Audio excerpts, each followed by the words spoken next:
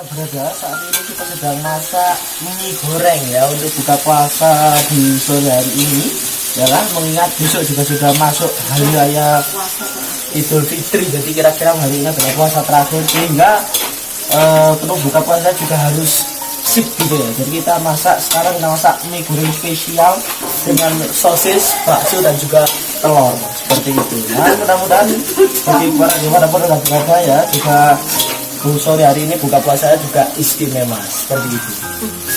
Oke.